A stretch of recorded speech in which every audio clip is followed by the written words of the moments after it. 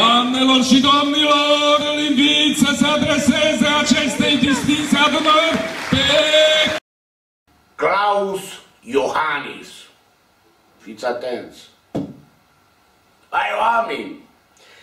Ați văzut ce bine o duce Germania? Ați văzut ce bine o duce Ungaria? Sub tutela Germaniei. Cum să zice acolo, că voi înțelegeți ce vrea să zică tata. Băi, fraților, omul, uitați minte luminată, nu are copii.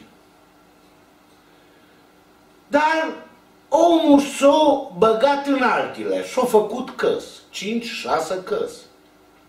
O investit în căs. Unde? La noi în țară. Nu afară. Omul merge la noi să se distreze. Nu e banii din țară să-i duc afară. Înțelegeți? Și apoi vă dați seama când aude doamna Merkel cine e la conducere la noi, de retumare mie să stai în picioare, îți dai seama ce le-și bagă doamna Merkel și ce își bagă codița pe ăștia care au furat? Degetul mic, pitic, jos la meci!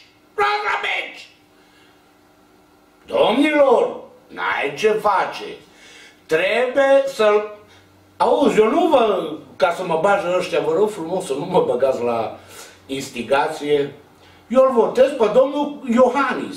Și acolo, tura trecută, când a fost stampila mea, mondiala, buf, Iohannis, bineînțeles, Klaus Iohannis. Doamnelor și domnilor, îl invit să se adreseze acestei distinse adunări pe... Bună ziua și bine v-am găsit, dragi prieteni. Numele meu este Petre Criote, sunt cunoscut ca și țăranul cu Maserati, iar în campania electorală vreau să îmi exprim susținerea către domnul Klaus Iohannis, îl susțin ca și președinte și sper să devină președinte.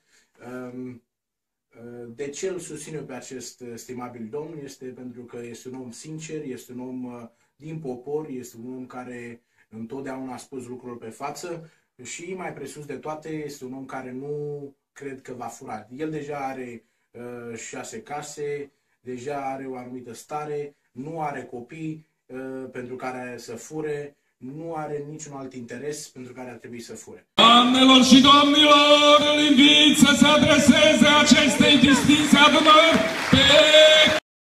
În noiembrie îl voi vota pe Klaus Iohannis, deoarece știu că va lupta pentru legalizarea prostituției și a căsătoriei între două persoane de același sex și sunt sigură că va aduce România la un nivel conform standardelor celorlalte țări dezvoltate din Europa. Doamnelor și domnilor, îl invit să se adreseze acestei distinse adunări pe...